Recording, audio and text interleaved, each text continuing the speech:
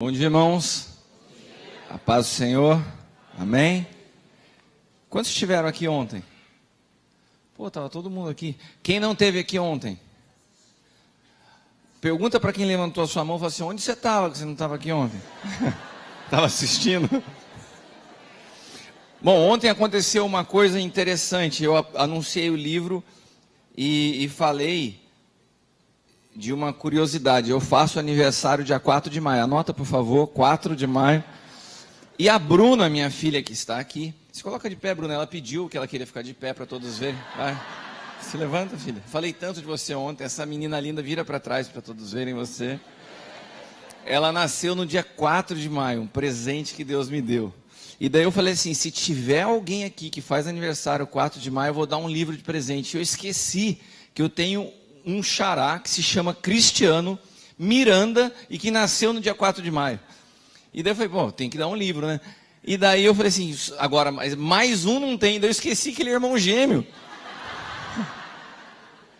Então, se tiver hoje alguém aqui que faz aniversário dia 4 de maio, vai ganhar outro livro. Pô. Mas ontem nós estávamos falando a respeito da história desses dois livros. Esses dois livros foram escritos nos últimos 5 anos. Na verdade, esse aqui foi um processo de 5 anos. Eu tenho aproximadamente vou completar 25 anos de conversão. Eu estava no último ano de faculdade quando eu tive uma experiência com Cristo, mas eu acredito que os últimos 5 anos, desses 25 anos, foram anos onde eu vi e eu experimentei da vida de Cristo sendo formada em mim. E daí você me pergunta: apóstolo, mas durante todos esses outros anos, então, você ministrava a partir de qual essência? Sem dúvida a partir de Cristo, mas de uma medida de verdade que eu tinha.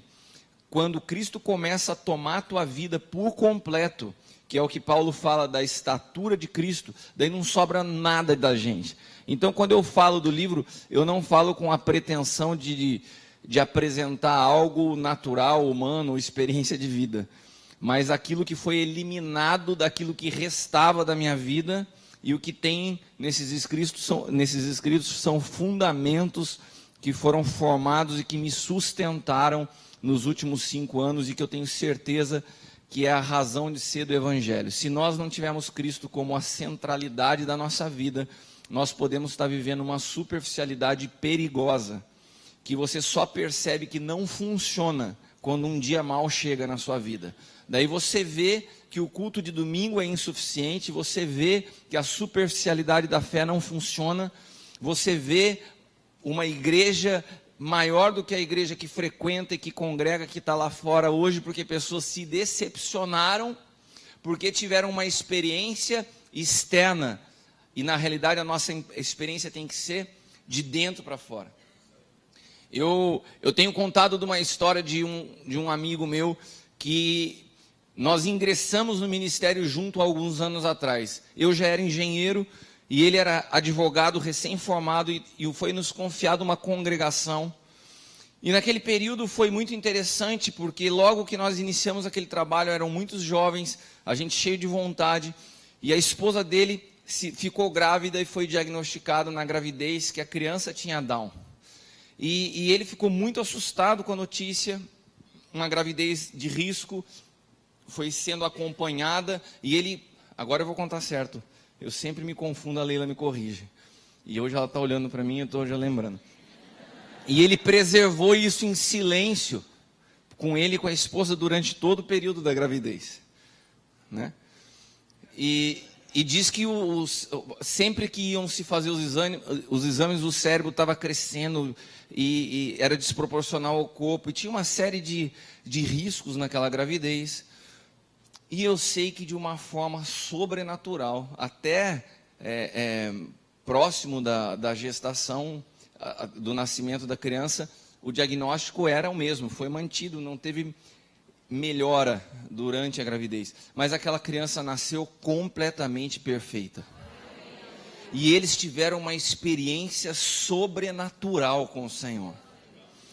Bom, passaram-se alguns anos, e aquela congregação cresceu, a igreja também cresceu, nós juntamos a congregação com a igreja sede, foi todo mundo para lá. Esse pastor se mudou de cidade, e depois que ele se mudou de cidade, nós perdemos o contato. E eu sei que eu recebi uma notícia uns 5 anos atrás aproximadamente, de um cara que era o baixista nosso daquela época, falou assim: apóstolo, sabe que eu encontrei fulano de tal? Eu falei: caramba, quanto tempo que eu não vejo ele, como que ele está? Está bem e tal, mas deixa eu te contar uma coisa.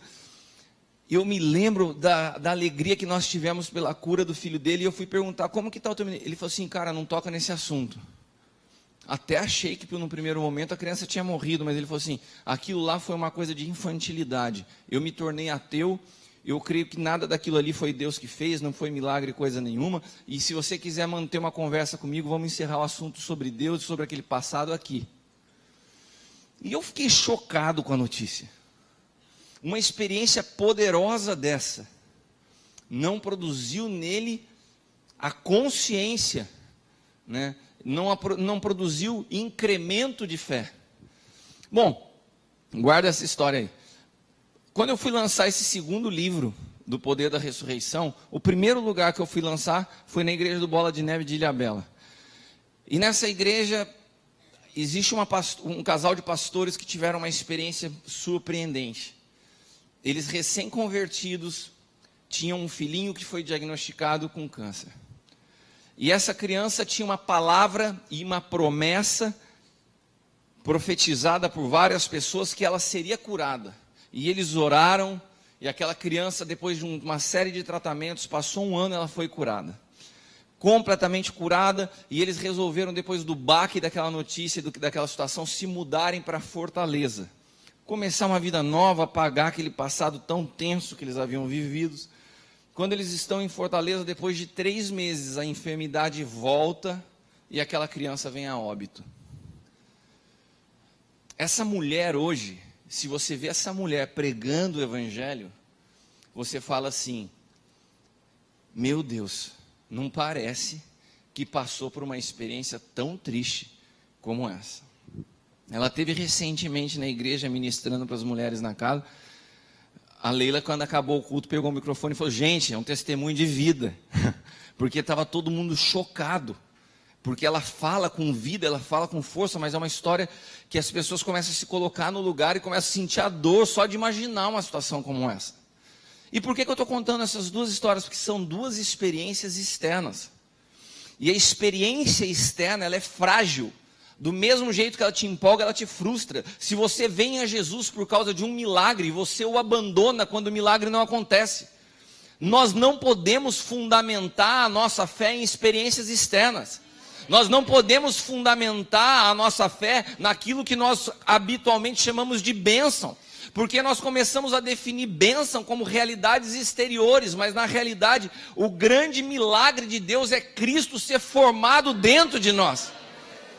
E isso não tem tempo ruim na vida. Vocês estão vendo uma família que aparentemente é uma família perfeita, e eu posso dizer que em Cristo é mesmo. Nós passamos diversos problemas nos últimos 5 anos da nossa história, mas parece que nós estávamos blindados, e de fato estávamos, porque nós estávamos escondidos em Cristo. Então nós não estamos falando aqui na perspectiva de alguém que vive um mar de rosas, mas de alguém que é sustentado de dentro para fora. Então esse primeiro livro conta todo o processo de desconstrução externa, para que Cristo possa ser formado internamente. E esse segundo é como viver essa nova vida pós-morte, a vida da ressurreição. Quando Paulo diz: não vivo mais eu, mas Cristo vive em nós. Você tem que reaprender a viver. Amém? Até você experimentar essa nova vida, que é o que nós celebramos a semana passada, não é nada de coelhinho de Páscoa, é essa nova vida. Até que nós experimentemos essa nova vida, na verdade o que a gente experimenta é uma religião de experiências externas. Que um milagre pode ser abandonado como coisa do acaso. Não é a história dos 10 leprosos? Quantos voltaram para agradecer? Essa é a proporção daqueles que muitas vezes estão fundamentando a sua vida em experiências externas. Então, de fato, eu aconselho esse livro como não um acúmulo de conhecimento, como uma transferência de vida, que eu creio que pode ser muito importante para a tua vida, para a tua família. Eu tenho mais 2 aqui que estão comigo, que eu também vou dar de presente, e a gente pode fazer uma coisa diferente. Vamos ver. Teve alguém que falou para mim que faz aniversário dia 5 de maio. Um dia depois está valendo. Tem alguém aqui, 5 de maio? Então é teu, meu irmão. Será, alguém leva para ele lá, senão ele vai ter que sair. Eu levo lá. Não, agora 5 de maio já foi. Agora tem alguém que faz um dia antes. Tem alguém que faz 3 de maio? Então é teu. Você vem aqui? Eu corro aí também. Deus te abençoe. Aplauda o Senhor pela vida deles.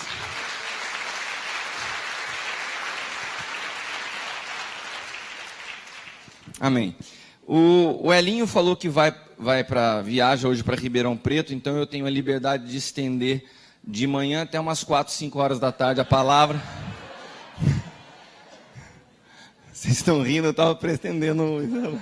Eu gosto tanto desse lugar, irmãos. Eu me sinto tão em casa, estou tão grato, tão feliz ao Senhor de estar aqui, de poder estar com os filhos. Eu viajo tanto e tantas vezes sozinho. É tão ruim você entrar no avião sozinho, daí fala à noite pelo FaceTime. E aí, amor, como estão as coisas aí, como estão as crianças? E poder desfrutar com eles juntos é um presente que Deus e esse casal aqui me proporciona, né? Vocês podem aplaudir o Senhor pela vida desse casal?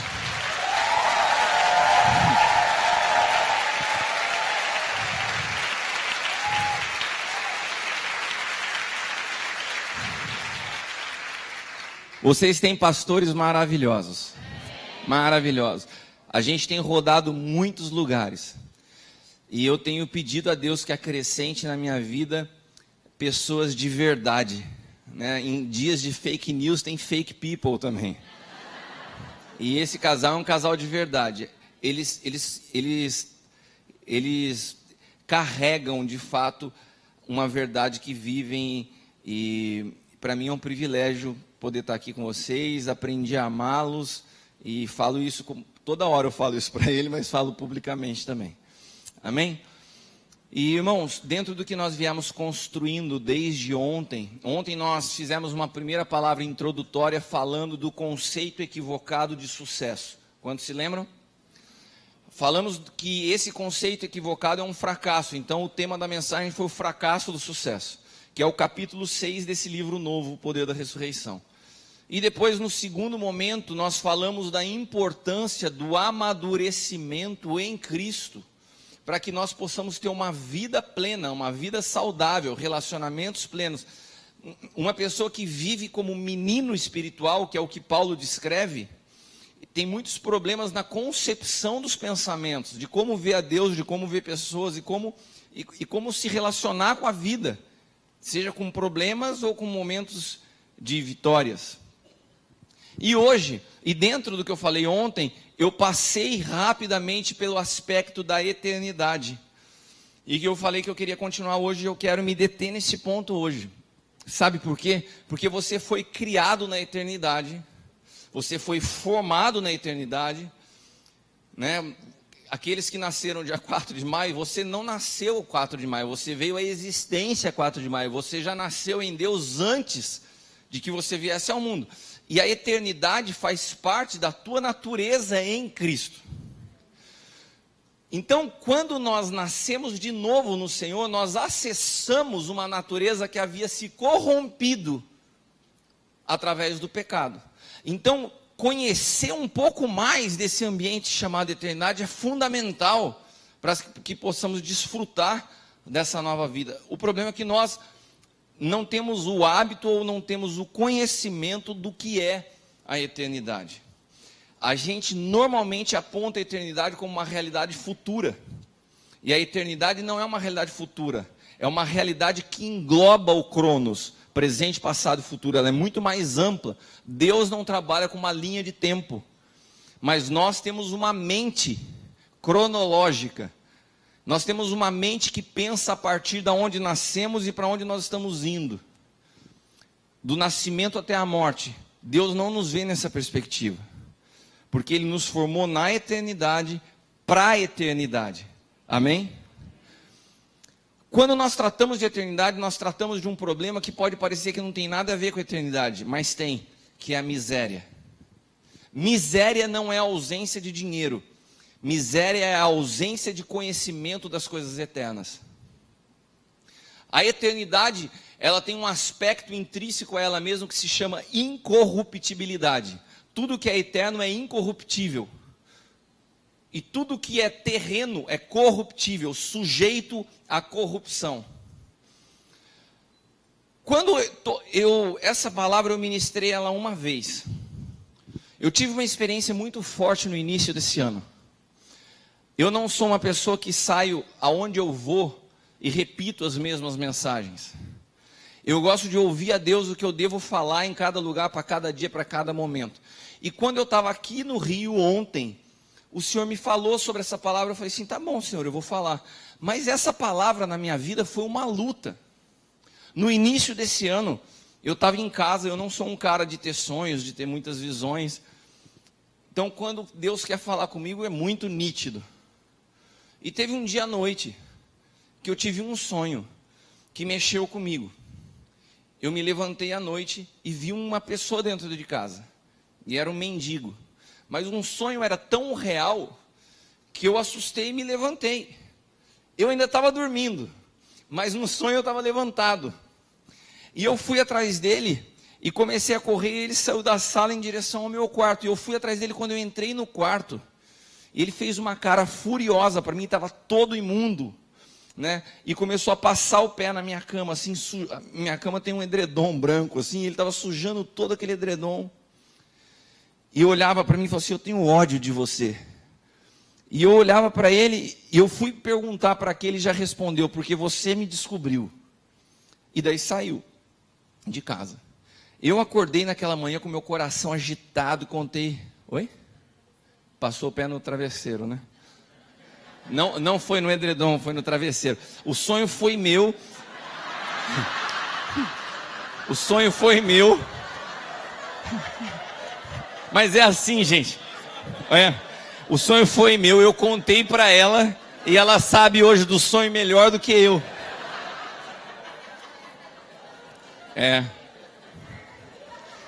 Porque o detalhe do travesseiro, mulheres, é importante. Porque tem a ver com a maneira que opera nos pensamentos. É muito diferente o edredom do travesseiro. Eu sei, amor. É uma benção ministrar com a esposa junto.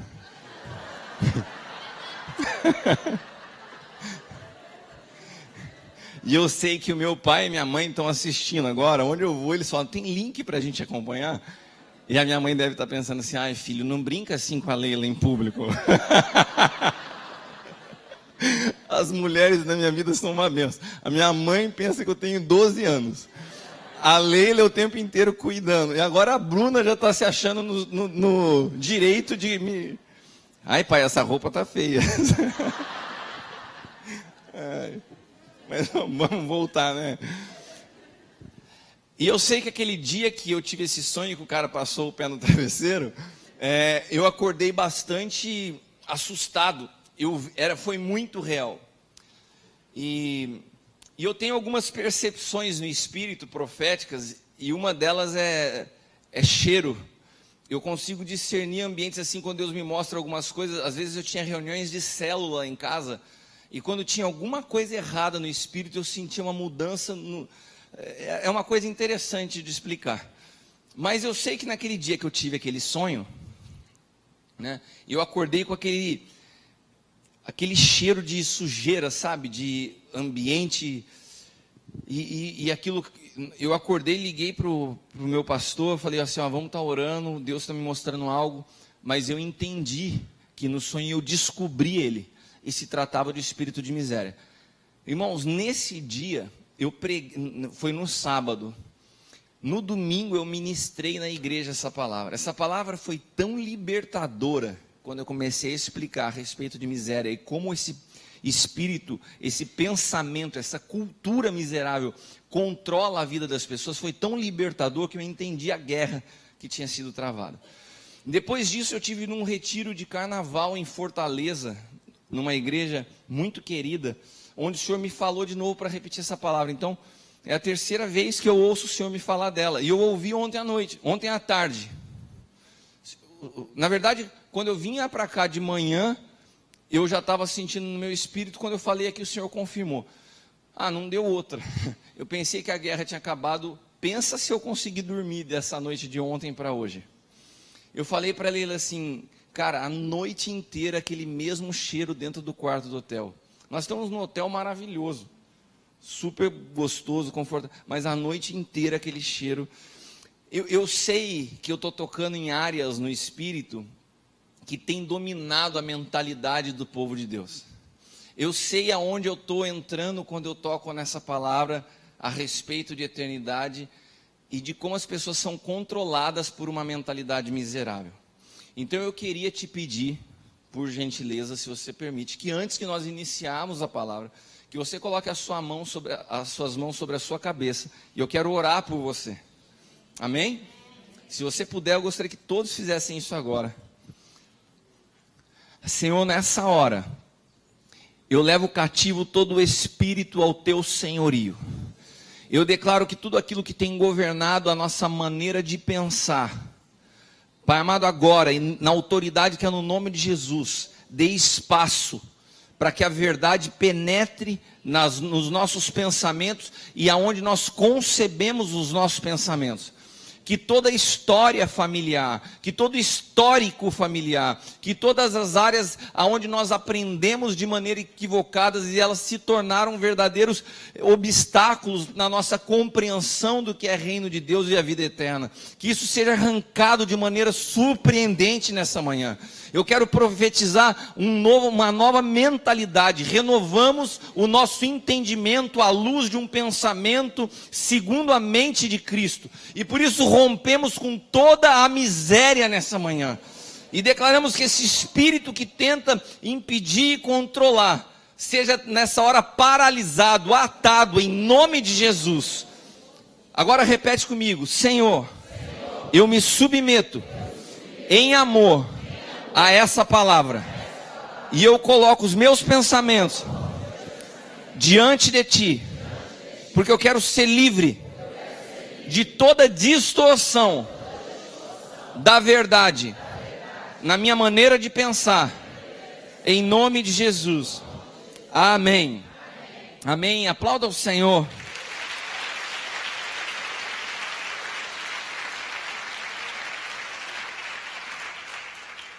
Abra sua Bíblia em Gênesis capítulo 1, versículos do 26 ao 29. Gênesis 1, do 26 ao 29 diz assim: E disse Deus, façamos o homem à nossa imagem, conforme a nossa semelhança. Domine sobre os peixes do mar, sobre as aves do céu, sobre o gado, sobre toda a terra, sobre todo réptil que se move sobre a terra. Criou Deus o homem à sua imagem, a imagem de Deus o criou.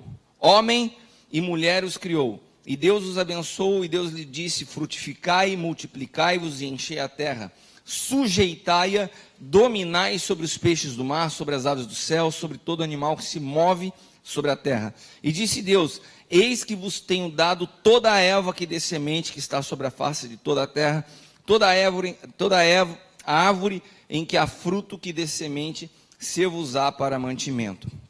Amém?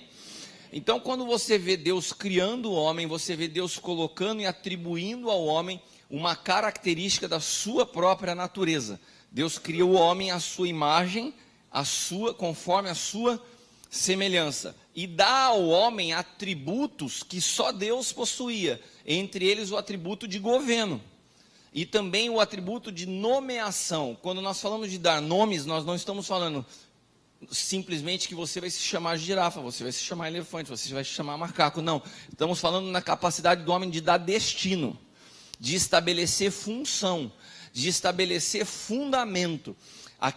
Atributos que eram de Deus são transferidos ao homem na criação. Por isso o homem é a coroa da criação. Nenhum outro animal recebeu de Deus impartição do seu Espírito. Olha bem, Deus não deu aqui ao homem na criação o Espírito Santo. Deus deu atributos de Deus através da sua própria natureza espiritual. Então soprou sobre o homem o Espírito. O Espírito é um atributo de Deus, mas não é o Espírito Santo. O Espírito Santo, ou a presença de Cristo, estava simbolizada no Éden através da árvore da vida. Jesus disse: eu sou o caminho, a verdade e a vida. Aquela árvore da vida estava disponível, porque desde o início o projeto de Deus era que o homem comesse de Cristo. Era que o homem tivesse Cristo de dentro para fora. Que o homem se alimentasse de uma nova natureza. Deus sempre quis compartilhar da natureza dele sobre o homem. Mas o homem, apesar de ter atributos divinos, ele escolhe não comer da árvore da vida. E ele opta pela árvore do conhecimento. A árvore do conhecimento, ela produzia nela duas características: conhecimento do bem e do mal. Então tem muita coisa boa, mas na raiz errada. E essas coisas boas na raiz errada se chama conhecimento. O conhecimento tem enganado a muitos. O conhecimento é a capacidade que o homem tem de achar que ele pode se achegar a Deus pelo tanto que ele estuda, pelo tanto que ele busca, ou pelo tanto que ele faz. E isso se opõe à graça, que não é pelo teu mérito, não é pela tua capacidade, mas é porque eu decidi te amar. Só que quando o homem não é liberto dessa natureza da meritocracia, eu preciso fazer para receber, ele continua essa busca insana de produzir resultado para tentar se chegar a Deus, que é que nem um cachorro correndo atrás do rabo. E quando Deus, nesse processo de criação, ele imparte, ele atribui ao homem características suas, uma das coisas que ele atribuiu ao homem foi a eternidade. O homem nasceu na eternidade. E o homem nasceu para ser eterno. Amém? Adão era eterno. Adão é eterno. Mas Adão, ele tinha uma característica: ele não foi criado debaixo de uma cronologia. Ele foi criado no ambiente da eternidade. Então ele não era corruptível. Se Adão não tivesse pecado, Adão não teria morrido. O salário do pecado é a morte. Amém? Entenda o que eu estou te falando. O tempo cronológico, ele entra no mundo junto com o pecado. Todas as vezes que isso aqui começa a te controlar, e que já faz parte dos nossos hábitos, já faz parte da realidade da nossa vida, todas as vezes que o tempo está presente em tudo. Né? Ontem o Elinho fez um exemplo foi você que falou do capeta de rabo vermelho? Foi. Então, hoje, se a gente falar de uma imagem de um bicho de rabo vermelho, a gente consegue visualizar o diabo. Mas quando a gente fala do tempo, está normal. O tempo é uma coisa que faz parte da nossa vida. O tempo controla os horários do nosso culto, o tempo controla as nossas datas, o tempo controla o nosso trabalho. O tempo está em tudo, mas o tempo, ele veio junto com o pecado. O tempo é uma prisão. Tanto que Jesus, quando ele vem ao mundo, ele opta por amor em se despir da sua glória eterna e ser encapsulado dentro de um corpo natural. Por isso que a capa do livro 2 é uma cápsula. A ressurreição, ela diz respeito a como manifestar o Cristo que está encapsulado em nós, nesse corpo que é terreno e natural. Quantos estão entendendo? Então o homem foi criado nesse ambiente eterno e passou a viver um ambiente controlado pelo tempo no momento que o pecado entra no mundo e juntamente com ele começam-se a se observar os dias, porque se a morte entra, você está caminhando em direção a ela, a cada vez que o tempo passa. Você entende como o tempo trabalha junto com essa pressão que vem sobre o homem? Quanto tempo me resta? Quanto tempo me resta? No dia que você nasce debaixo de uma terra governada pelo pecado, o reloginho já disparou contra você. Você já nasce debaixo de pressão. Agora, o que eu quero que você entenda é que Deus não te criou assim. Deus não me criou assim. Deus, ele habita a eternidade e ele nos gerou num ambiente eterno que foi corrompido pelo pecado e trouxe junto a corruptibilidade à raça humana. E isso passou a fazer parte do nosso cotidiano de uma forma que às vezes é tão imperceptível, mas você não percebe quantas vezes você está angustiado e triste por pressões relacionadas com o tempo. Ontem eu dei alguns exemplos. Quantas mulheres, depois que passam dos seus 25, 30 anos, já se sentem pressionadas pela sociedade por um casamento que ainda não aconteceu, porque nós criamos. Quem que criou a regra que a mulher tem que se casar com tantos anos de idade? Quem foi que concebeu que um menino, que um homem ou uma mulher precisa entrar na faculdade com 17, 18 anos? Por que o sistema de educação cria isso? Isso não foi criado em Deus, mas passou a fazer parte da nossa vida. Eu entrei na faculdade com 17 anos de idade. Um menino. Eu te falo que se hoje eu fosse fazer uma faculdade de novo de engenharia, eu aproveitaria muito mais do que eu aproveitei quando eu tinha 17 anos de idade. Agora, quem que criou esse sistema? Por que que eu não poderia tomar uma decisão com 17 anos de falar assim, não, eu não vou entrar ainda na faculdade, eu quero fazer alguns cursos, me preparar e entrar quando eu tiver um pouco mais de maturidade? Porque existe uma pressão, não, você tem que sair da escola, tem que entrar na faculdade. Se você sair da escola, da que a gente chamava na época de colegial, e não entrar na faculdade, você está fazendo corpo mole. Tem que pelo menos fazer um cursinho. E a gente vai colocando uma pressão. A gente vai colocando uma pressão. Ontem, eu conversava com a Leila de amigos nossos, que os pais mandaram os filhos fazerem faculdade em lugares diferentes, e quando o filho liga em casa, às vezes com saudade, às vezes pressionado, porque existe uma pressão por tirar nota, por passar de ano, muito mais quando seu pai está investindo em você. Eu passei por isso. Eu fui fazer faculdade numa outra cidade, uma faculdade particular. Meu pai pagava todas as custas num período em que ele vivia um período difícil financeiro. Eu me sentia pressionado a dar bom resultado, por amor ao meu pai. E esses amigos nossos às vezes nos ligam e falam assim, pô, meu pai me liga, eu ligo para casa, pelo menos para ouvir um oi, pressão, tal. E meu pai fala assim, onde que você está, que você não está estudando? Você sabia que essa pressão por passar numa faculdade é uma das maiores causas de suicídio no Japão? Eu contei para o Hélio e para a Deise que eu recebi um filho hoje. Ficou 4 meses em casa, o Felipe. Um menino de 24 anos do Japão. Quando ele chegou em casa, foi um choque tão grande de cultura que eu pensei que ele ia embora em 2 dias depois. Primeira coisa, teve um dia, ele chegou em casa, logo em seguida foi o aniversário dele, não foi? Não. Depois de um tempo, falou...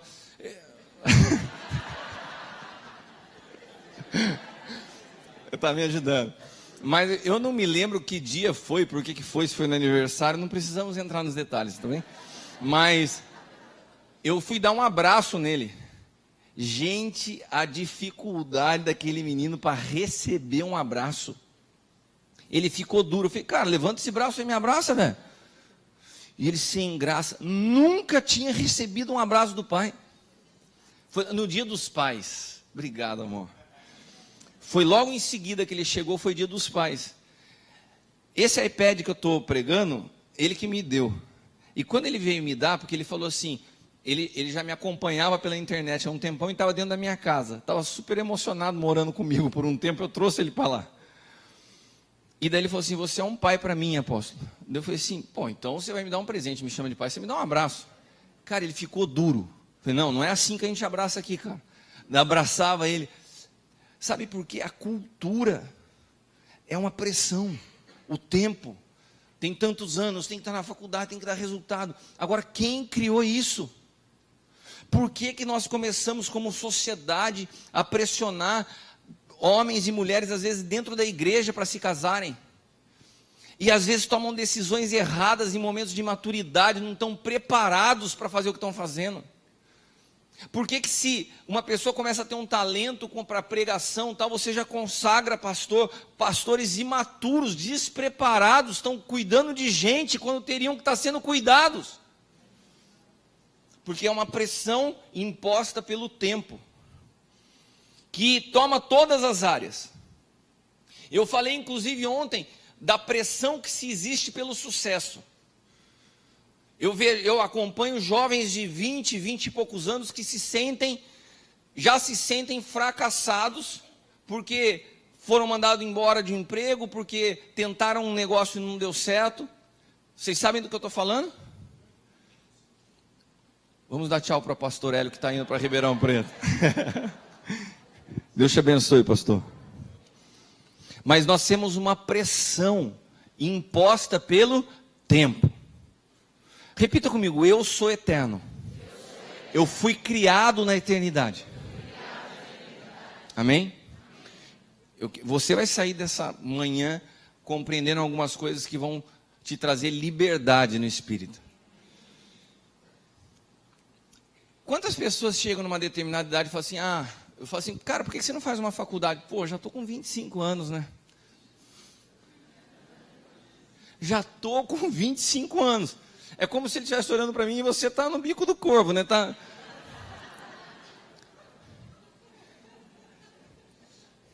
Já não há mais tempo para uma faculdade na minha vida. Essa frase é muito comum. Eu não sei se vocês sabem, aquela empresa KFC, que se tornou uma potência no mundo inteiro, começando a fazer frango, né? Que a verdade só mexe com frango.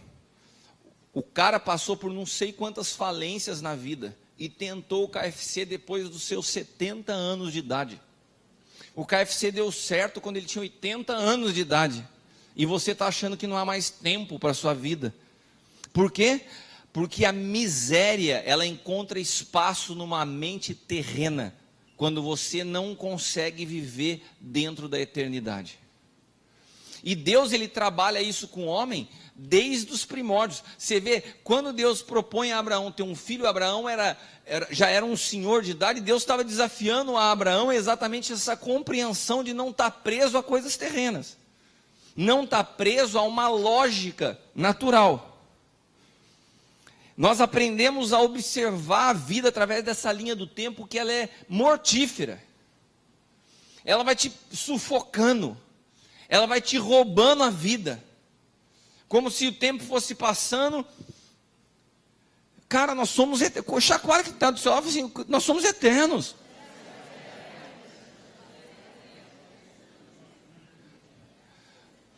Tem um texto de Isaías que fala que aqueles que esperam no Senhor renovam suas forças.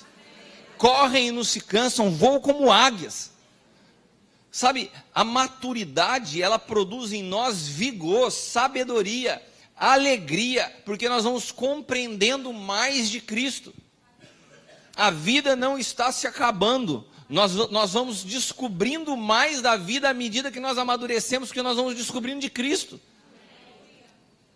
O processo de amadurecimento em Cristo é fantástico. Agora, o processo de envelhecimento cronológico sem Cristo é terrível. É terrível. É muito interessante você ver uma pessoa que tem conhecimento do que é a eternidade, passando os dias dentro de uma igreja, e as pessoas que estão envelhecendo e não conhecem a Cristo. São duas realidades totalmente opostas. Sabe por quê? Porque quando nós estamos fora do ambiente da eternidade, nós absorvemos a natureza do pecado, que se chama corruptibilidade. Nós nos tornamos corruptíveis quando nós estamos fora da eternidade. Tudo que é terreno é corruptível. Você quer ver um exemplo? Esses dias a gente foi gentilmente agraciado com muitas frutas pela Daisy. E eu resolvi comer uma maçã das que ela mandou para mim lá no hotel.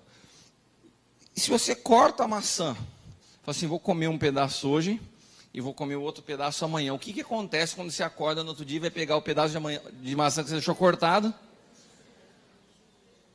Está marrom ou está preto, tá? A cor que você quiser falar, mas o que ele sofreu? um processo de degradação, porque está exposto ao tempo.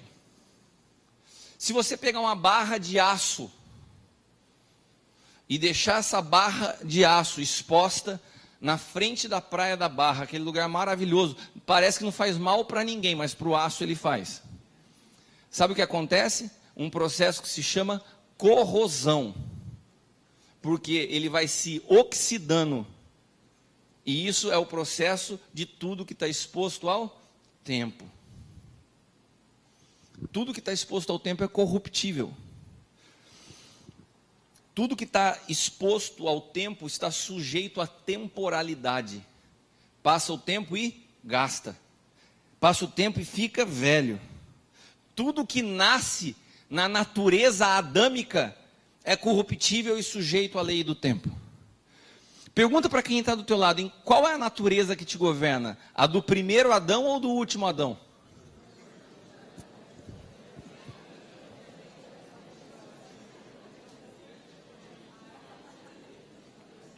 Você entendeu o que eu perguntei? Qual a natureza que te governa? A do primeiro Adão, que através dele entrou o pecado, ou a do último Adão, que através dele saiu o pecado? A do primeiro Adão, que trouxe a temporalidade e a corruptibilidade, ou a do último Adão, que arrancou o pecado, as consequências do pecado e nos introduziu na eternidade? Qual a natureza que te governa? Não basta você ter um dia aceitado Jesus para que a natureza de Cristo possa te governar. Isso é um processo. Isso é um processo. É o processo que ele viveu, porque ele disse, eu sou o caminho. Ou seja, quando olhamos por aquelas etapas que ele cumpriu. Nossa, agora que eu estou vendo que eu estou sem óculos, o Wellington ali. Eu não enxergo nada. Os processos que ele cumpriu, nós temos que cumprir também. Ou seja, quando eu vejo o Getsemane, eu entendo que o Getsemane, ele é um apontamento de um lugar de renúncia, que me traz o reconhecimento que eu preciso ir para a cruz. Jesus passou por aquele lugar e falou, tá bom, seja feita a tua vontade. Todos nós, na nossa caminhada com Cristo, vamos ter que passar por esse lugar, onde a gente chega num momento da nossa vida, que a gente compreende o que de fato é o cristianismo. Não é a campanha da casa própria, não é a campanha do carro novo, não é a campanha para casar. Eu estava vindo para cá, tem diversos cartazes na rua, traga o seu amor de volta. Cara, se você veio a Jesus só para trazer amor de volta, liga lá. É a mesma bruxaria gospel. Agora, se você quer que a vida de Cristo seja formada em você, eu vou te falar uma coisa, ele não divide espaço, ele não divide a sua glória. Uma vida vai ter que sair de cena, você escolhe se você quiser continuar no controle ou que você quiser de fato ser um cristão e ele tome a sua vida. A sua vida tem que ser absorvida na dele. A sua vida tem que desaparecer para que ele possa tomar você por completo. E isso inicia no Getsemane. Isso inicia quando você fala assim, eu não quero mais a minha vontade. Eu abro mão da minha vontade. Eu abro mão dos meus sonhos. Ah, mas Deus não é um Deus que faz os nossos sonhos. Se você entregar para Ele, Ele sempre te devolve. Mas Ele precisa ver a sua entrega. Daí passa do Getsemane e chega na cruz. A cruz é aquele instrumento poderoso, capaz de rasgar o teu homem exterior, para que o teu homem interior possa se manifestar. A cruz é que nem um abridor de latas. Alguém aqui gosta de comer pêssego em caldas? Pêssego em calda é uma maravilha, mas ele vem dentro de uma lata. E quando você compra um pêssego em calda e pega o abridor, alguém por acaso começa a chorar e fala assim, não, vai destruir a lata, essa lata da Sica é tão bonita, eu comprei ela para enfeitar em cima da televisão. Alguém aqui chora e sofre quando a lata é rasgada? Por quê? Porque você quer o que tem dentro da lata. Eu quero te dar uma triste notícia, principalmente para você que acorda, olha no espelho e fala assim, cara, Deus caprichou. Deus olhou para a terra e falou, é você e o Romário, você é o cara. né? E daí você olha e fala assim, eu sou bonito mesmo, Deus é demais, né? Olha como Deus deu uma... Eu quero te dizer o seguinte, quando Deus te fez, essa lataria aí é o menos importante. Ele está o tempo inteiro olhando, como que eu rasgo isso para acessar o que tem dentro? Sabe por quê? Porque aquilo que ele semeou, ele quer colher. E ele semeou seu filho, Jesus. Sabe o que ele quer? Ele semeou a Cristo. Sabe o que ele quer colher em nós? Cristo. Ele não quer colher uma versão melhorada de você. E para que ele possa colher, nós só somos o ambiente onde Cristo vai ser formado. E para isso nós temos que abrir mão de querer controlar o processo. O Getsemane é o lugar que abrimos mão. A cruz é onde nós somos passados pelo abridor de lata. Arranca o homem exterior para que o Cristo que habita em nós se manifeste. Ressuscitado. Repita comigo, o poder da ressurreição. Pode ser que muitos de vocês não tenham experimentado o que é o poder da ressurreição. É o poder de uma nova vida, de uma nova cultura, de uma nova mentalidade. E daí não acaba ainda isso, porque antes da ressurreição tem uma fase que se chama sepultamento. Sepultamento é quando você sai da cruz e você tem então a consciência de uma etapa do processo. Sepultar significa apartar da vista. Sepultar significa, entendi que eu tenho que sair de cena. Ele vai se tornar de fato o centro de todas. Daí, meu irmão, você passa a viver sem mais aquela preocupação. Ai, o que vão falar de mim? Qual que é a minha... E a minha imagem? Acabou a sua imagem. Olha para quem está do teu lado e fala assim, perdeu o Playboy. Acabou. Veja o que o Senhor fez com Paulo. Toda a imagem que Saulo havia construído na religião foi jogada no lixo, para que ele pudesse ser levantado como apóstolo do Cordeiro. Então esse processo, ele nos arranca de um ambiente de corruptibilidade e nos imerge num ambiente de eternidade. E nesse ambiente não há mais a corrupção. E não há mais a preocupação com o tempo. Quantos de vocês vivem ansiosos? Quantos de vocês vivem oprimidos com a preocupação pelo amanhã? Será que aqui não tem ninguém? Ninguém falou amém? Você não tem preocupação com o teu amanhã? Quantos de vocês estão vivendo situações hoje que você fala assim, quando isso vai acabar? Não é assim? E daí parece que você vive todos os dias pressionados pelo tempo. Os dias estão passando e isso não se resolve. Quem está falando para você é um cara que experimentou no meio empresarial viver situações de ápice de conquista e de derrotas avassaladoras que você fala assim, nem minha 10ª geração paga as contas que eu contraí.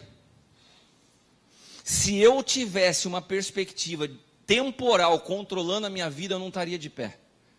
Eu posso te afirmar que eu já teria entrado num estado de depressão profunda e que eu não conseguiria suportar olhar para a realidade do tempo.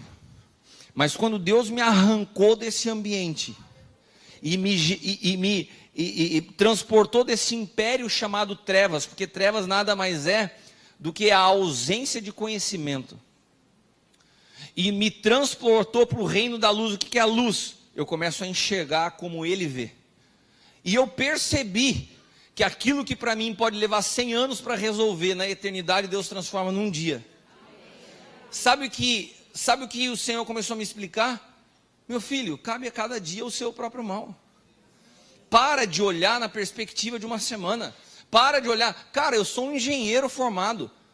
O planejamento da minha empresa, eu tinha desenhos de cenário para 10 anos.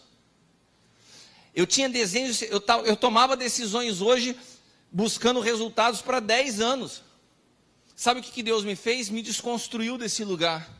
E falou assim, acorda hoje e vive hoje, amanhã a gente vê.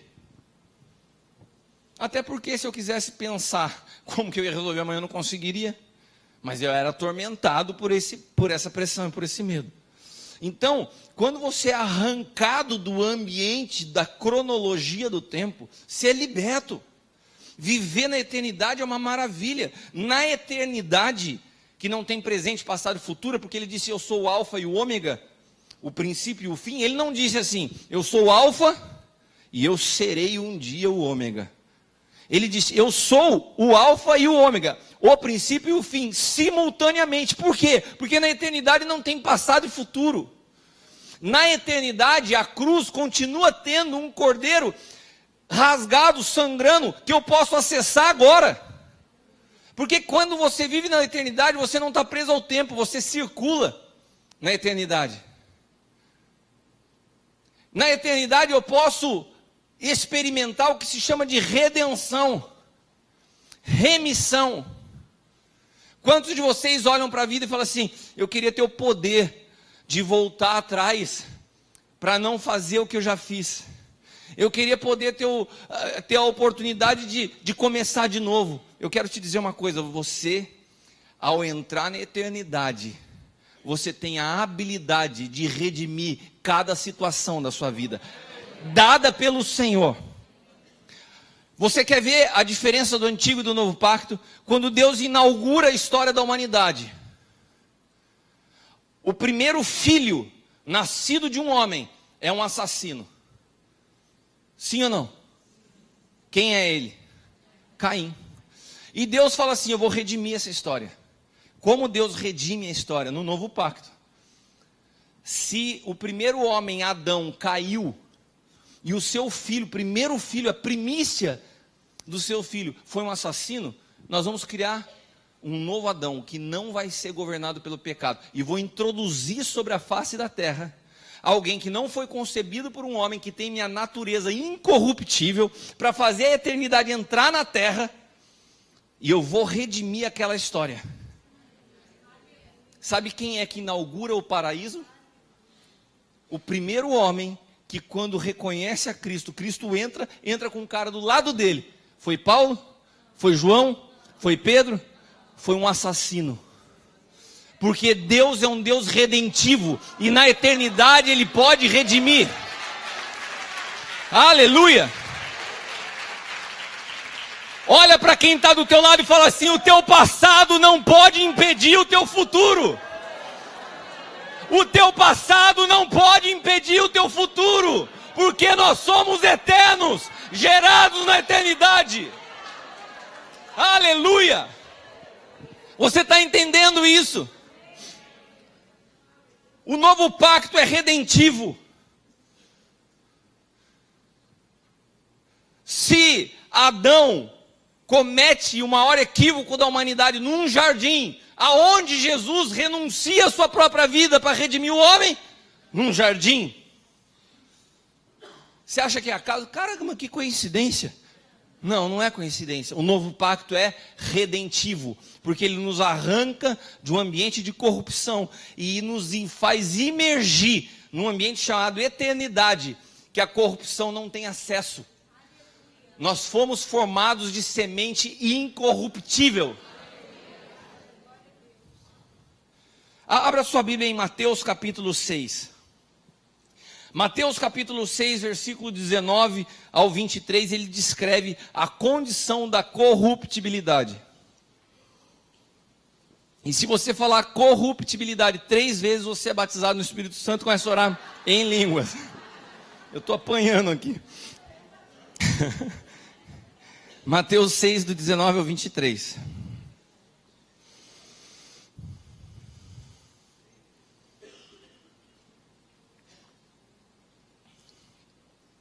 Não ajunteis tesouro na terra, onde a traça e a ferrugem, está falando de coisas o quê? Repita comigo, corruptíveis.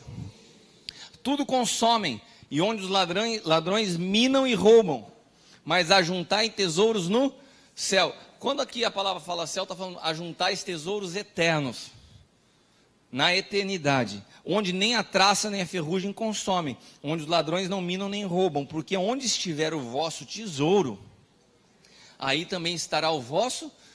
Ou seja, o Senhor está nos falando aqui claro, ou você está num ambiente corruptível, esperando em Deus coisas corruptíveis, ou você já acessou a eternidade, e o que você espera de Deus são coisas eternas. Você não está com os seus olhos em coisas desse mundo, e por você não estar, Deus te dá.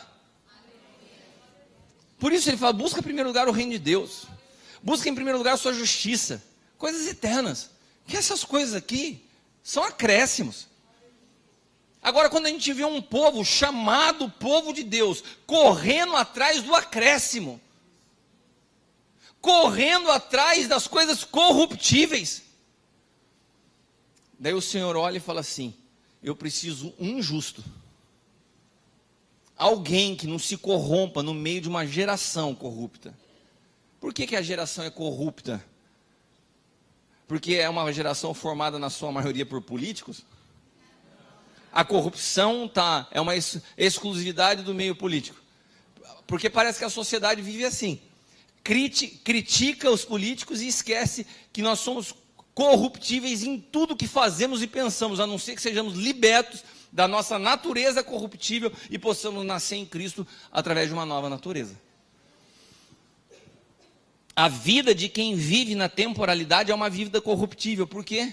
Porque está sempre buscando acumular tudo aquilo que se atribui valor, é tudo que é terreno e se perde. Qual que é a base de toda a corrupção da nossa nação, meus irmãos? Por que tanto roubo? Por que tanto desvio de dinheiro? Será que alguém acha que o que foi roubado dessa nação nos últimos anos é humanamente possível de se usar? Tem famílias que roubaram tanto que eles jamais vão conseguir usar tudo que roubaram. Mas porque a corruptibilidade ela produz isso. É um anseio por acumular coisas que são perecíveis. Você está entendendo?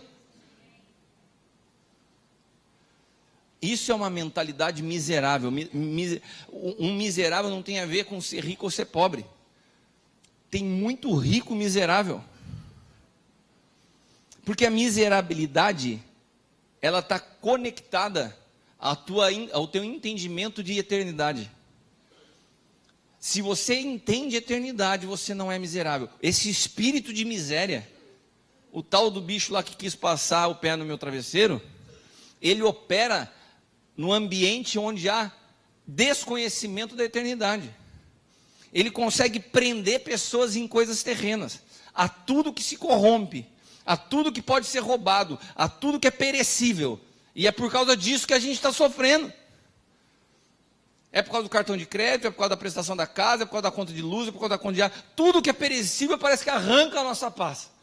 Nós tiramos nossos olhos das coisas eternas e vivemos pressionados por um sistema temporal que arranca de nós a alegria de viver. Irmãos, e eu não estou falando isso só para vocês, eu estou falando daquilo que Deus produziu na minha vida. Eu estava até falando para a Deise e para o Hélio esses dias, tem uma profeta que fundamentou toda a escola de profetas que nós temos lá em Taubaté, que se chama Norma Borreiro, ela é lá de Chicago. E faz 10 anos que ela vem todos os anos ao Brasil, pelo menos 2 vezes por ano, nós, como igreja, o Ministério Sonho de Deus, nós caminhamos nos 5 ministérios. Então nós temos na casa apóstolos, profetas, pastores, evangelistas e mestres.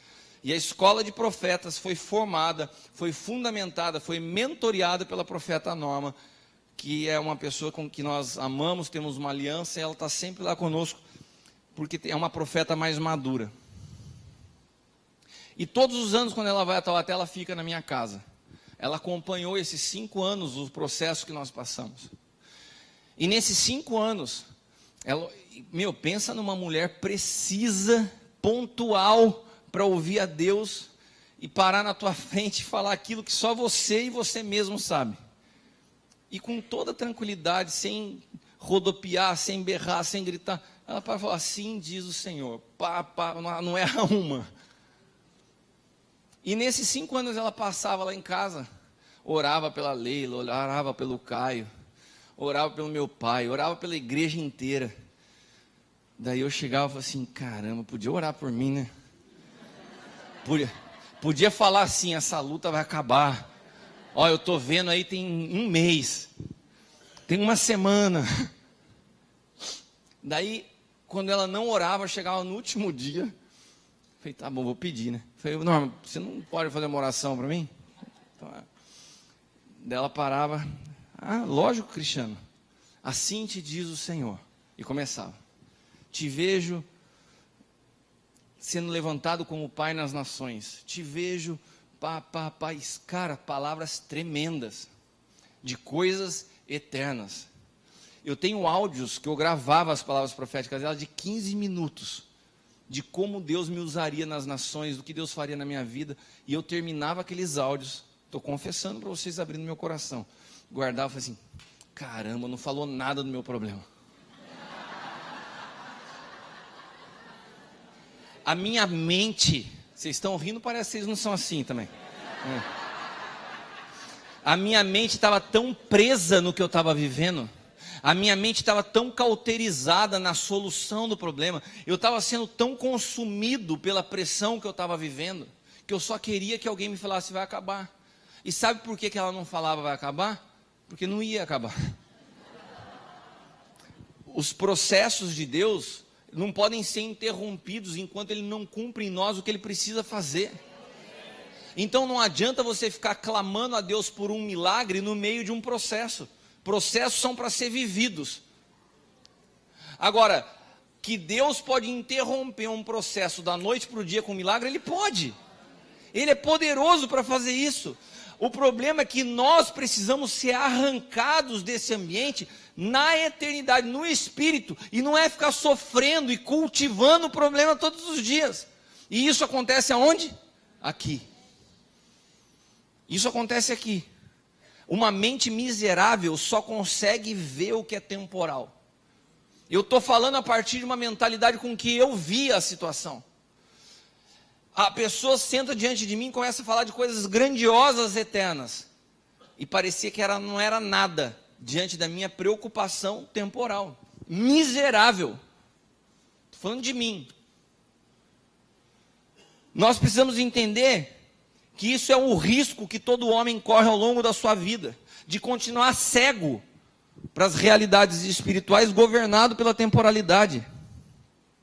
Não há como sair dessa situação. Não há como sair debaixo dessa lei, a não ser que nós sejamos gerados novamente, de uma semente incorruptível. Abra sua Bíblia, e eu quero que agora todos abram. Você precisa ler esse texto, ouvir, ler, e grifar na sua Bíblia, se for possível. 1 Pedro 1, 23.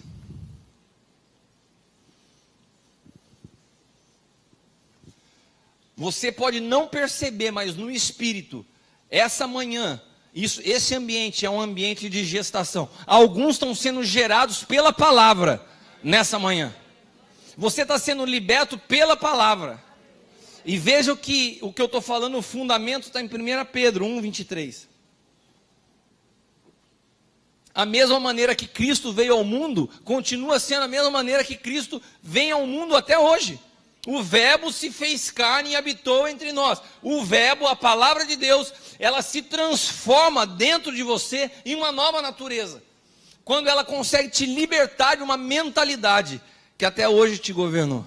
Assim Cristo é formado em nós.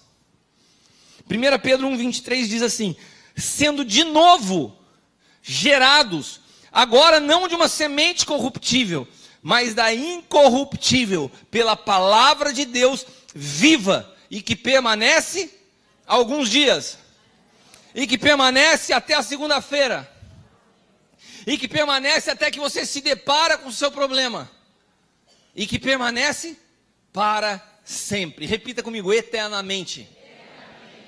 Essa é a tua realidade, essa é a nossa realidade. Tudo que nasce em Cristo não se corrompe. Quando nós estamos em Cristo e tomamos essa decisão nele, nós não estamos mais sujeitos à temporalidade. Em Cristo não há cronologia, que vem de Cronos, porque Deus não se move no Cronos.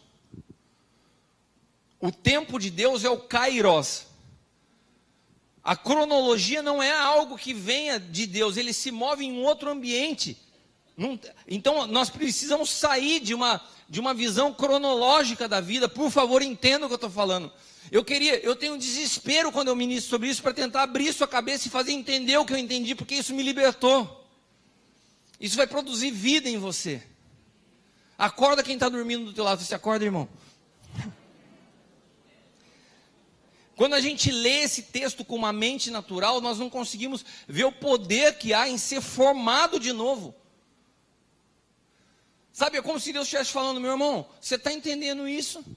Você sabe tudo que tem te angustiado, tem te feito sofrer, tudo que você já se decepcionou com o evangelho, com pessoas. Então, eu quero te dar a oportunidade de nascer de novo, de ser formado de novo, de um ambiente incorruptível, conviver com pessoas que estão vivendo nesse ambiente incorruptível, porque quem está num ambiente incorruptível sabe lidar com a corruptibilidade dos outros. Quem vive na corrupção se torna julgador de todos, porque como ele é corruptível, o seu problema não pode ser resolvido, então ele olha para o do outro. A incorruptibilidade, ela traz junto a humildade, ela traz junto simplicidade, ela traz junto verdade, ela traz junto o evangelho de verdade. Por isso que eu estava te falando, miséria não é falta de dinheiro, miséria é falta de eternidade. Você quer ver o espírito de miséria atuando na prática? Agora você vai se identificar. Tem alguém aqui que compra perfume, vai viajar, comprou um perfume ou ganhou um perfume, daí você pensa assim: caramba, vai acabar esse perfume. Olha o tamanho do vidrinho. Daí você usa em ocasiões especiais. Eu tenho uma amiga minha que viajou para a Europa. Eu acho que ela nunca imaginava ter ido para a Europa. Daí ela foi para a Europa e comprou um perfume. Cara, ela guardou aquele perfume, ela não usava o perfume. De medo, porque ela falou: nunca mais vou voltar lá e vou conseguir comprar outro. O dia que ela resolveu usar, não tinha perfume, evaporou tudo. Mas olha que mente miserável, você compra algo que você não usa, de medo de acabar. Você está sendo controlado pelo tempo. Eu não sei se eu citar alguns exemplos aqui, mas eu vou falar no genérico, tá? Você já viu em casa que você vai, e daí o cara fala assim: você quer um café? Daí vem com um copo de requeijão para você tomar café. E daí dentro de casa está guardado aquele jogo de louça que o cara ganhou no casamento, mas nunca tirou da caixa. Não, porque isso aqui é uma porcelana importada que eu ganhei. E não usa. E não usa porque está preocupado que o tempo vai gastar. Tem gente que compra roupa, né? Não usa porque gostou tanto da roupa. Eu não vou usar. E daí engorda, perde a roupa e ficou lá dentro. É uma miséria, é desgraçada. A palavra desgraçada vem da ausência de graça. A miséria é desgraçada mesmo.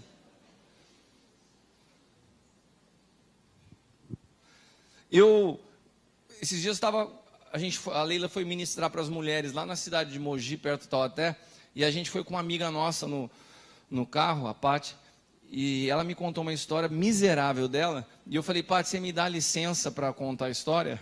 Quando eu for falar de miséria, ela falou assim: dou, apóstolo. Então, Paty, essa é para você. Ela foi convidada, passando uma situação difícil financeira também, tal, e um tio dela, o tio dela que casou com a tia dela, ele veio da China. E um irmão desse tio dela veio para cá também e teve uma enfermidade grave. E os familiares lá na China falaram assim: manda ele de volta para ser tratado aqui. Só que ele já estava de cadeira de rodas, estava debilitado e precisava de alguém acompanhando esse irmão do tio dela na viagem para a China. Quem quer parar todas as suas atividades na vida, o cara que era um cara sozinho, para sair daqui, bater daqui, ali na China, e ficar lá, depois voltar?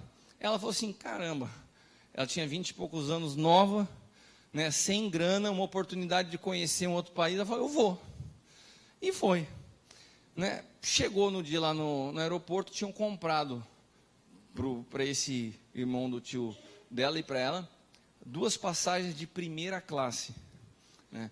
Um voo espetacular. Ela foi e sentou do lado do cara na cadeira de rodas, e vinha champanhe, vinha salmão, vinha tudo quanto é tipo de comida boa no voo na primeira classe. Diz que ela olhava aquelas comidas e não pegou nada. Meu, a Paty foi em jejum daqui até a China, tomando água.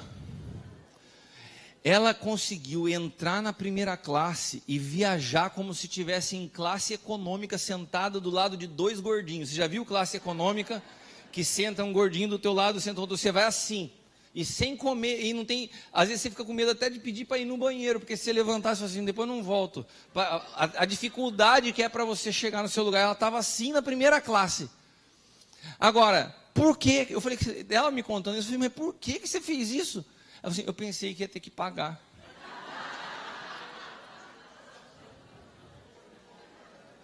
Sabe, quando você não acessa em Cristo tudo que já foi conquistado, nós não estamos falando aqui de salvação, meu irmão.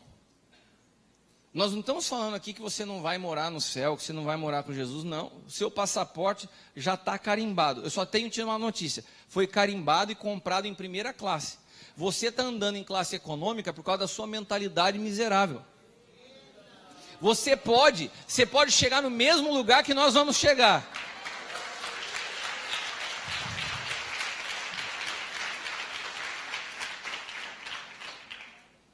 Fala para quem está do teu lado, a gente vai junto para o mesmo lugar. Ó, durante muito tempo o evangelho foi pregado na base do medo. O maior interessado que você vá para o céu é o seu Senhor. Eu tenho convicção da tua salvação. Acho que hoje eu tenho mais do que você mesmo. Porque você vai conhecendo a mente de Deus e você vai entendendo que o prazer de Deus está nos seus filhos. Não é, a salvação não é um negócio que você ganha e perde. Porque quando Cristo toma a sua vida, Ele não é um demônio que entra e sai, Ele nunca mais vai embora. Ele te escolheu para ser morada, não para ser uma casa alugada. A Bíblia não fala que você é um motel onde Deus veio passar uma noite. Você se tornou morada onde Ele veio habitar para sempre. Nós não estamos falando de salvação, nós estamos falando em como você quer viver os seus dias na face da terra. Você quer ter a mente de Cristo ou quer continuar sendo controlado pela miséria? Que quando fala de dinheiro no culto, você já fecha a mão e esconde a carteira. Não vou cair nessa. Miserável. Porque quando nós recebemos a mente de Cristo, nós começamos a pensar como Ele. E diante dEle, há muito mais prazer em dar do que receber. Nós entendemos princípios como a honra. Eu não coloco semente aonde eu vejo miséria. Eu coloco semente aonde eu vejo uma oportunidade. Tem gente que gosta de colocar dinheiro. Fala assim, nossa, que miséria. Eu vou ajudar essa igreja que é pobrezinha. Essa igreja é rica. Não... Cara, que mentalidade mais miserável de escolher onde você semeia. As sementes são semeadas por propósito. Não por aquilo que seus olhos naturais. Tem muita gente vivendo miséria porque está debaixo da condição que escolheu viver. Porque não sabe o que é semear, porque não consegue compreender as coisas de Deus. Abra sua Bíblia em Lucas capítulo 17. Mais umas 3 horas eu termino. Lucas 17, do 9 ao 10.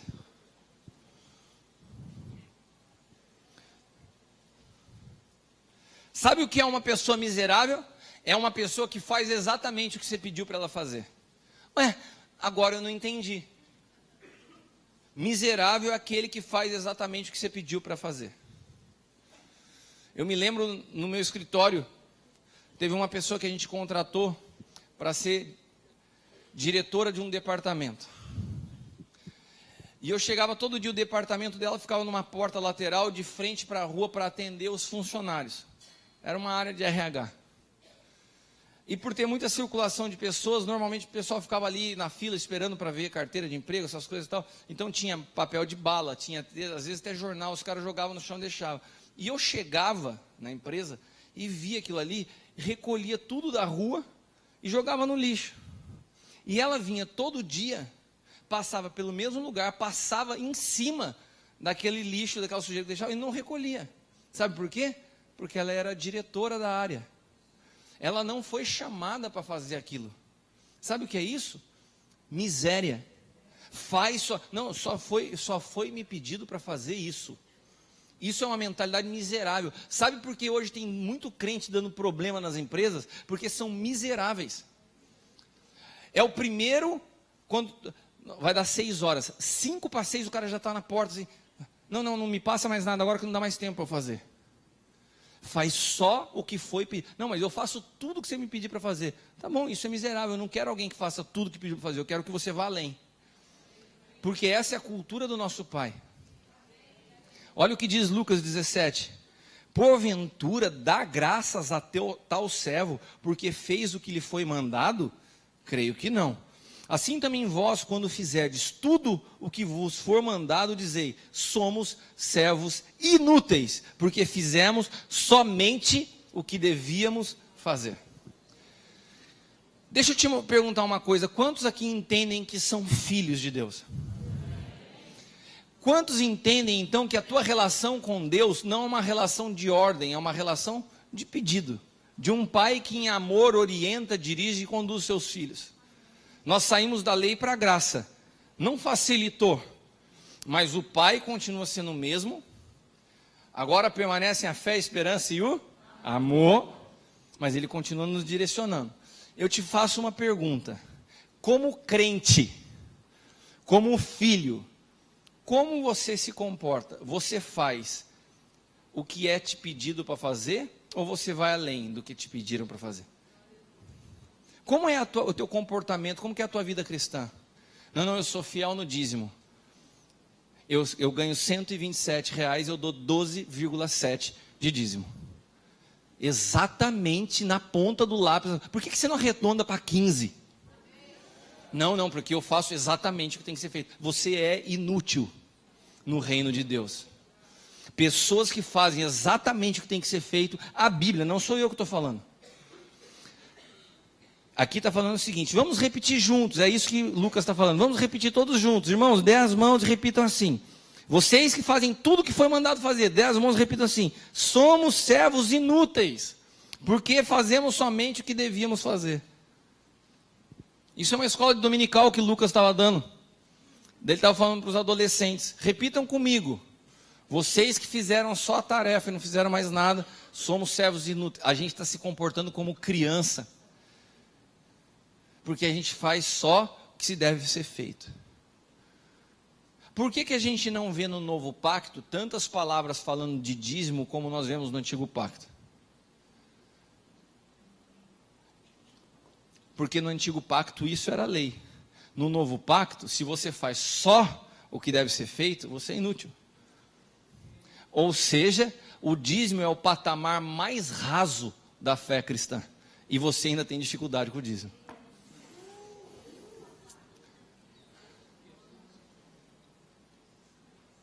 E normalmente quem é dizimista é legalista. O dízimo é o patamar mais raso.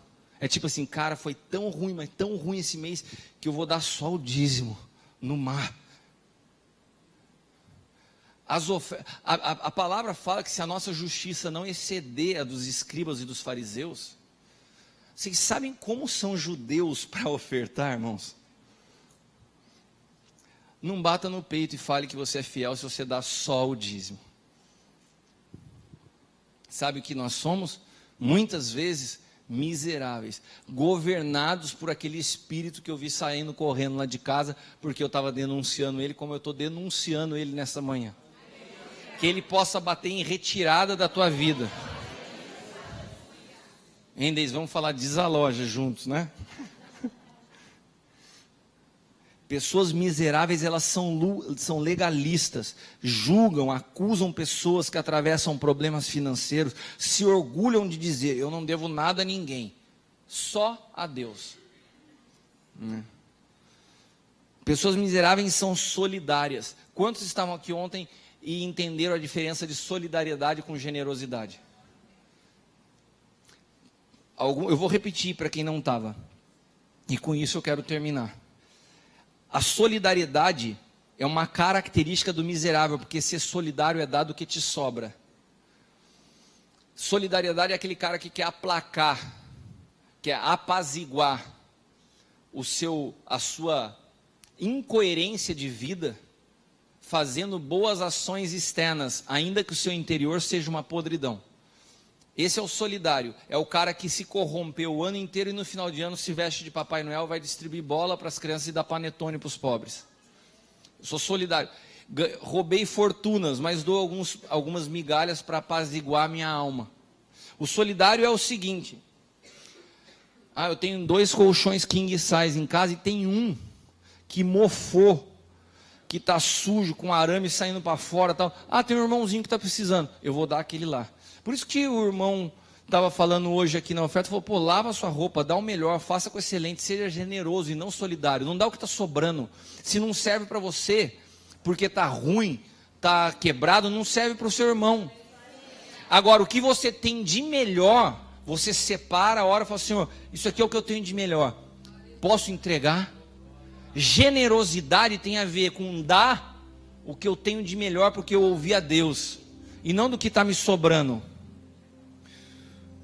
A solidariedade pensa assim, primeiro eu, se sobrar eu dou para os outros. A generosidade é assim, primeiro a necessidade do meu irmão, porque de mim cuida o Senhor. Isso foi a característica da igreja da Macedônia. Quando Paulo escreve aos Coríntios, no 2 Coríntios 8, 1 ao 3. Também, irmãos, vos fazemos conhecer a graça de Deus dada às igrejas da Macedônia. Como em muita prova de tribulação houve abundância do seu gozo, como em profunda pobreza abundou em generosidade. Como que pode isso? Uma igreja que vivia em profunda pobreza, mas foi exaltada por Paulo pela sua generosidade. Por quê? Porque segundo o seu poder, que eu mesmo testifico, e ainda acima do que podiam, deram voluntariamente. E sabe para quem Paulo estava recolhendo oferta? Para uma igreja em Jerusalém de judeus. A Macedônia era uma igreja de gentios. Eles não se bicavam. Mas na hora de ajudar os seus irmãos, eles não olharam e falaram assim, vamos ver do que está sobrando. Não sobrava, eles eram pobres. Mas eles foram mais generosos do que todas as outras igrejas, mais ricas que eles. Sabe por quê? Porque eles não estavam presos à temporalidade. Meu irmão, ou nós servimos a um Deus eterno e vivemos na eternidade, ou nós vamos continuar sendo um povo que caminhamos muito aquém da realidade do ambiente que o Senhor nos chamou para viver. Se você vê a comunidade judaica, eles não reconhecem a Cristo, eles não conhecem o poder da ressurreição. Agora vê se você vê um judeu passar necessidade sem que um outro judeu o ajude. Eu tenho convivido com judeus, eu tenho sido impactado pela generosidade desse povo, porque eles conhecem uma realidade, eles foram formados no ambiente eterno. Deus cuida das suas finanças. Nós ainda somos muito materialistas e por isso sujeitos a uma mente miserável. Temos dificuldade em dar, temos dificuldade em honrar, temos dificuldade em abençoar. Nós nos movemos em solidariedade, porque a nossa mente é governada por um espírito de miséria. Então quando sobra, primeiro para mim, primeiro para minha família, quando sobra, Romanos 14, 17, Paulo fala assim, o reino de Deus não é nem comida, nem bebida, mas justiça, paz e alegria no Espírito.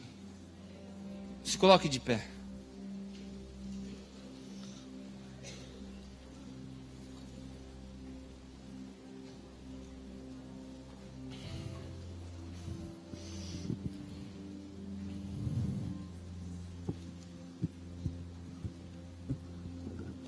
Eu quero orar por você hoje porque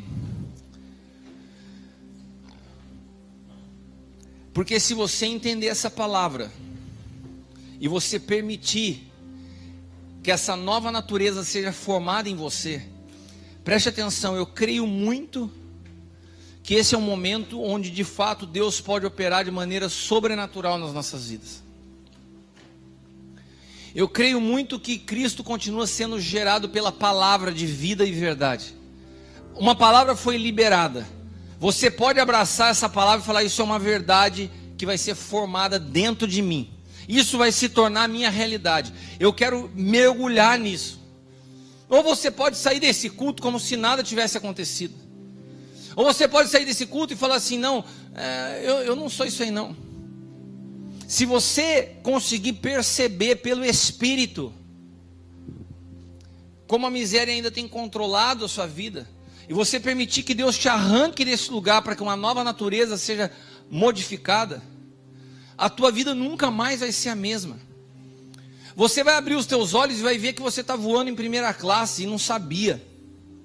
Você vai aprender a ser cuidado por Deus. Cada detalhe da tua vida, cada fio de cabelo teu, o Senhor conhece. Cada uma das tuas necessidades Ele quer suprir.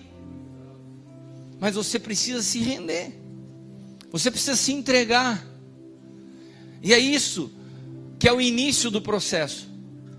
É o Getsemane. É falar: Senhor, eu abro mão da minha vontade, para que o Senhor possa assumir o controle total da minha vida.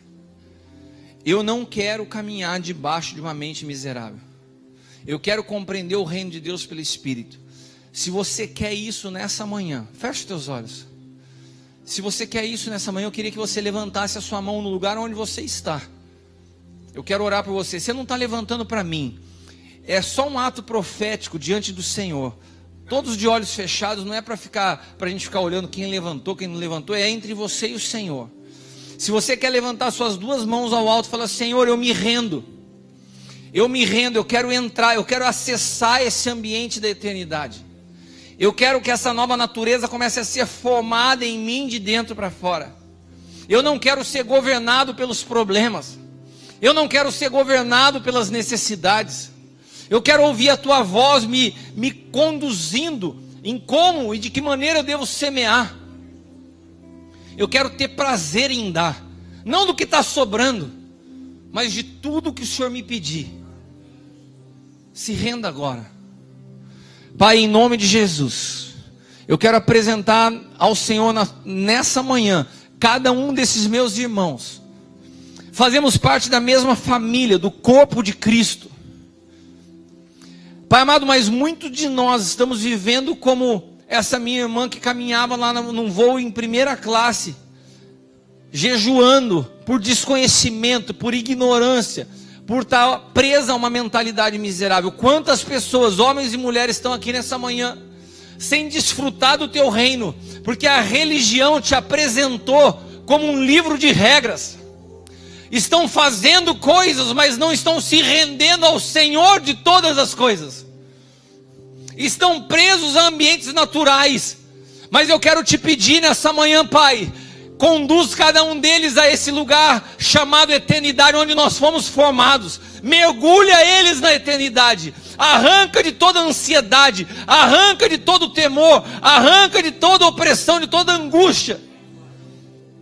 Eu quero declarar que você sai daqui dessa manhã experimentando a natureza do príncipe da paz. Que a paz será uma realidade na tua vida. Aqueles que não dormiam vão experimentar o sono do justo. A paz que excede o entendimento. A paz que não tem a ver com a ausência de problemas, mas tem a ver com a natureza de Cristo em nós. Uma nova mentalidade. Famílias que estavam sendo controladas por esse espírito de miséria. Homens que faziam suas esposas e seus filhos viverem como escravos dentro de casa, estão sendo libertos nessa manhã. Eu vejo o Senhor tomando algumas pessoas no colo nessa manhã. Sabe quando uma criança precisa ser transportada de um lugar a outro e meio que chorando não sai do lugar? Eu vejo o Senhor tomando algumas pessoas no colo e transportando você de um lugar para outro. E eu consigo perceber o Senhor me dizendo que são pessoas que estão quase que sem forças mais para tomar decisão. Mas no seu coração você creu nessa manhã. E o Senhor te diz: não se preocupe como vai ser, eu estou te tomando nos braços. As coisas começam a mudar a partir de hoje. As coisas começam a mudar de dentro para fora. Dentro de você, você não mais será o mesmo. A tua visão da vida não mais será o mesmo. Eu declaro que os seus olhos espirituais se abram nessa manhã. Que os seus olhos espirituais se abram. Nós rompemos com todo o cativeiro da alma, nas emoções. Nós cortamos agora toda a cadeia genealógica. Te enxertamos agora na família de Cristo, na natureza de Cristo, na videira verdadeira. E a vida dele flui, dele para você agora. Não mais conhecimento teológico, mas a vida de Cristo fluindo em você. Recarabaxeri andarabás. Comece a celebrar a vida. Comece a celebrar a vida. Aplauda o Senhor. Aplauda o Senhor. Aleluia.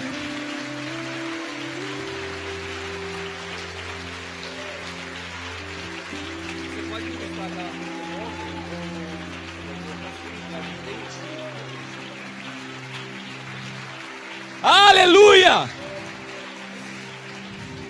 Recarabaxeri andarabás. Abraça quem está do teu lado.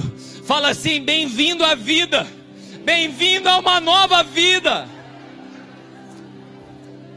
Aleluia.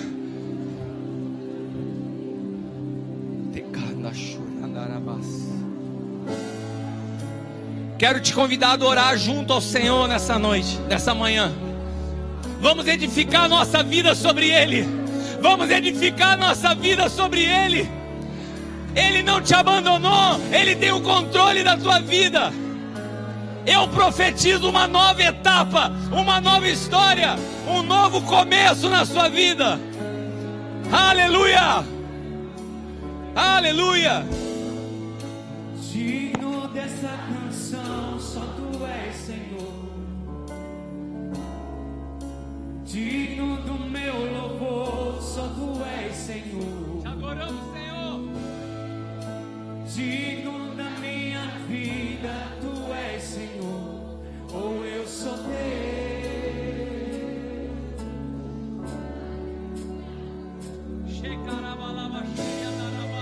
O nome que é sobre todos é o Teu Jesus. Aleluia.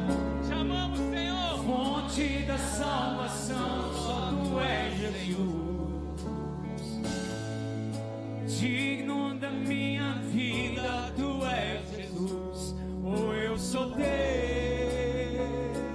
eu sou Teu.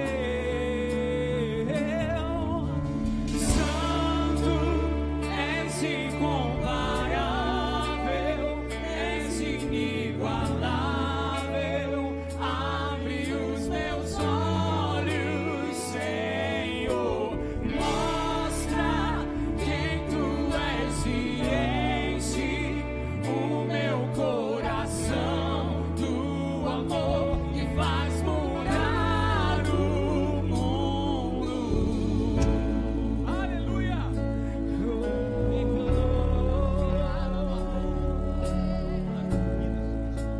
Jesus,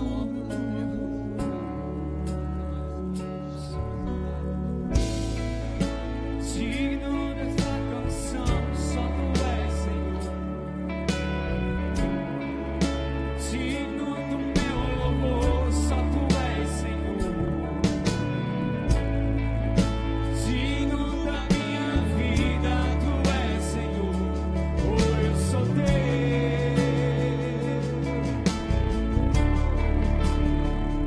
Jesus,